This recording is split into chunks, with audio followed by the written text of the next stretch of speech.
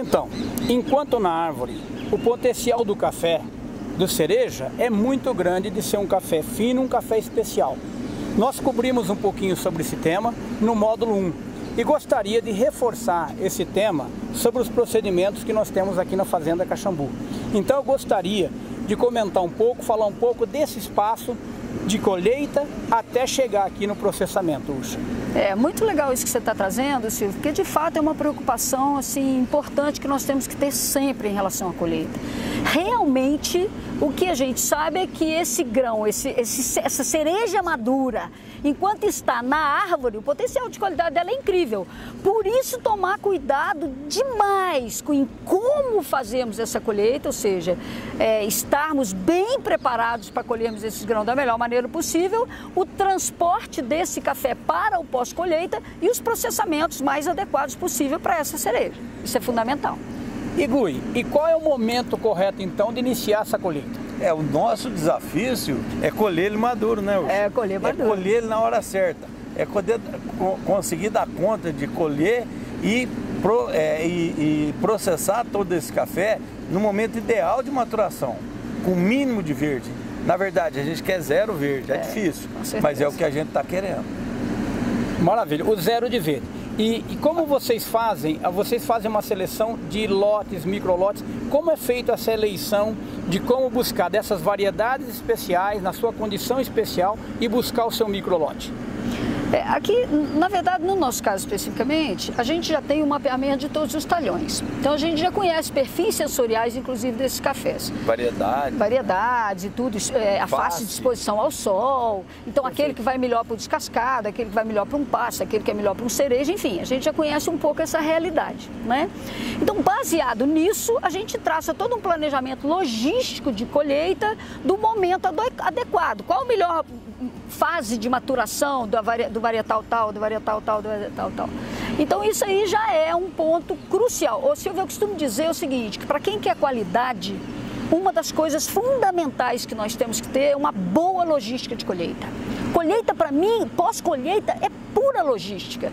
Então, se nós estamos bem planejados nesse sentido de buscar o que o Gui falou, o café no momento ideal de maturação dele, perseguir isso a colheita todinha, a gente já parte, sem sombra de dúvidas, para resultados muito interessantes lá na frente. Uma pergunta nisso, então, se a gente depende muito dessa logística, da eficiência desse trabalho, quanto tempo, mais ou menos, Ucha, você hoje está com os trabalhadores? Você tem colheita mecânica e também colheita manual. A pergunta é, se explica um pouco desses tipos de colheita e quanto tempo, normalmente, dessa colheita realizada, esse café chega até aqui para processamento? Isso aí é uma coisa que a gente tem uma preocupação muito grande, justamente no processo de logística, a gente já tem todos os maquinários bem elaborados, bem planejados, bem dimensionados com a nossa produção, para que a gente tenha um fluxo, a gente cuida muito desse fluxo, né?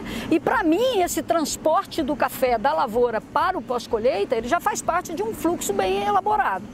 Então colheu, tá vindo, colheu, tá vindo, colheu, tá vindo, colheu, tá vindo. Quase que de imediato. O dia todo. É praticamente o dia todo. Eu vou te dizer que a gente começa mesmo a chegar café na via úmida aqui, ou direto para o terreiro, se fosse o caso, ele começa a chegar às 10 da manhã. E esse prazo de 7 até as 10 é o momento em que eles estão fazendo o processo de limpeza e higienização dos equipamentos. É importante falar, Silvio, quando você pergunta da forma de colheita, aqui na Fazenda Caxambu a gente tem duas formas de colheita. A colheita mecanizada com a colhedeira mecânica, que agiliza muito o serviço, reduz custo, otimiza muito o processo de colheita nas áreas mais planas, onde a topografia permite. Já nas áreas de encosta, nas áreas mais montanhosas, nós usamos a maquininha, que é a famosa mãozinha que todos conhecem. E isso também agilizou muito, né, Ucha, a nossa colheita manual. Então, quer dizer, vem muito volume também por essa manual.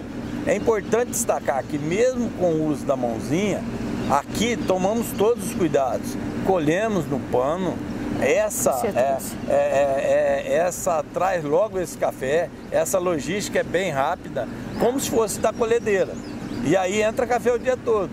E o que é mais interessante nesse processo todo, tudo com muito cuidado, tudo muito elaborado, não mistura lote. Não mistura lote de planejamento, perfeito. Seguindo o planejamento, a gente tenta seguir o mais próximo, é claro, com as condições climáticas ajudando, né, Ucha? Queria perguntar um pouquinho, como que você elege isso, como que vocês tomam as decisões dos microlotes? Você pode compartilhar um pouquinho com as produtoras do Florado Educa sobre esses procedimentos para esses lotes? É muito legal isso. Além de, conforme eu já tinha dito anteriormente a vocês, além de nós já conhecermos bastante o perfil daquilo que a gente tem nas mãos, hoje a gente já conhece bastante as nossas pérolas, mas na verdade a gente todo ano tem uma grande surpresa, né? Eu digo que são surpresas, meu Deus, milagrosas. Mas então o que a gente faz todo ano? A gente tem um monitoramento, né? Antes da colheita, a gente vai nos talhões, colhe alguns litros de cafés maduros, quase sempre eles estão mais nos ponteiros, né? Novamente monitoramento. Monitoramento, exatamente, porque você tem que fazer esse acompanhamento. Aí é o monitoramento da qualidade. Né? O monitoramento da qualidade. Então, da qualidade da xícara. E aí, para a gente tomar as decisões mais adequadas de o que será microlote e o que a gente pode estar fazendo num processamento um pouco mais normal da fazenda, né?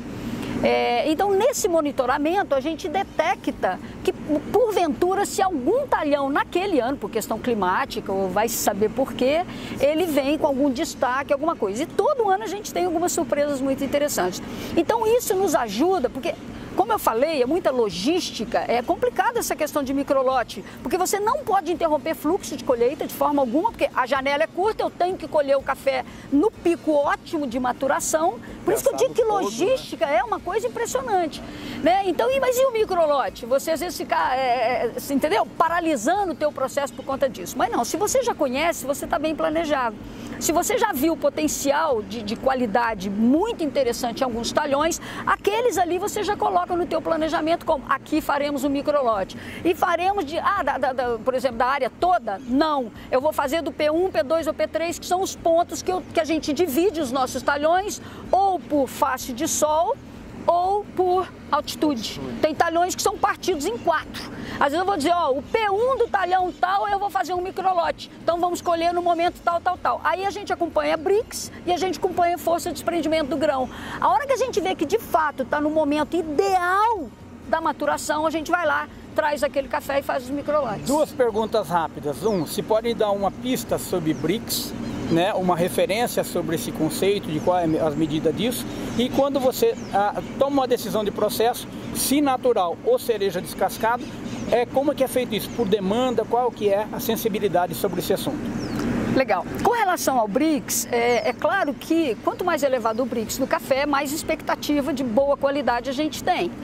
Não quero linkar nada disso, mas pela nossa experiência aqui, isso aí é bastante importante.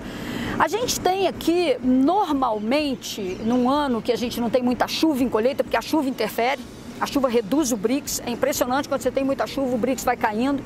Mas a gente tem aqui cafés que saem de 20, de Brix, até 28, 29, até 30 a gente já tem. Mas aproveita e explica um pouquinho o que é Brix, um pouquinho. Assim, é a concentração de açúcares que a gente tem dentro do grão do café, né? E isso tem uma influência significativa no processo bioquímico dele ali. Uma forma correta, né, de medir, mede ali a mucilagem. Exatamente, tem o equipamento correto para a gente estar podendo medir, né? E é importante para você ir tomando algumas decisões. Com relação ao cereja descascado ou natural, tem duas questões aí importantes. No nosso caso aqui especificamente, Silvio, hoje em dia a gente produzir cereja descascado ou natural tem muito a ver com a nossa demanda, ou seja, a demanda dos nossos clientes, já fidelizados e tudo mais. Mas independente disso, e também para nós é importante, volto a dizer, questão de logística e fluxo de colheita. Nós não somos grandes, mas também não somos pequenos, temos uma produção em torno de 10 mil sacas todo ano, então é um fluxo significativo com uma janela de colheita de café maduro muito curta. Então, se nós não descascamos cafés, nós vamos ter um pouco de dificuldade de fazer bons naturais ou um bom volume de cafés naturais de alto padrão de qualidade. Então, você tem que estar a todo momento monitorando isso, porque alguns cafés já de conhecimento nosso, é interessante você fazer microlotes descascados, um honey, um black, alguma coisa, porque ele vai bem. A gente sabe que ele vai bem. Então, a gente vai traçando essas estratégias a safra inteira. É sempre uma surpresa. Eu tenho, e essa é muito minha praia, provado cafés daqui de excelência. Sempre cafés de altíssima qualidade, limpos, cafés doces, cafés com pontuações altas, todos esses lotes de excelente qualidade, mas também estou ouvindo alguma coisa que tem mais novidade em processos, em fermentações. E fica isso para o futuro, ou já tem uma pista para nós também que está vindo novos sabores por aí? Então, é legal, eu estou muito apaixonada com esse tema, porque é aquela história, né, Gui? O Gui, tadinho, eu cheguei e falei, Gui, aprendendo. Gui, temos que fazer... Porque, de fato, Silvio, veja bem, nós estamos aqui trabalhando para os nossos clientes, ou para o consumidor final, melhor dizendo, né? E essas pessoas estão a cada ano entendendo mais de café. Então, acho que é nosso dever e nossa obrigação estarmos inovando e inovando muito. E ofertando, estudando, aprendendo cada ano muito mais sobre isso. Acho que nós não sabemos nada ainda de café, né? E quero aqui deixar esse recado para as produtoras. Eu estou há 10 anos trabalhando nisso, não sei nada. E cada dia mais eu entendo que eu tenho muito que aprender disso. Nós temos muito que aprender juntas, né? E juntos, né? E outra coisa que eu acho muito bacana é que entender um pouco mais de fermentação hoje para nós está contribuindo de forma substancial para a nossa melhoria nos nossos processos de pós-colheita.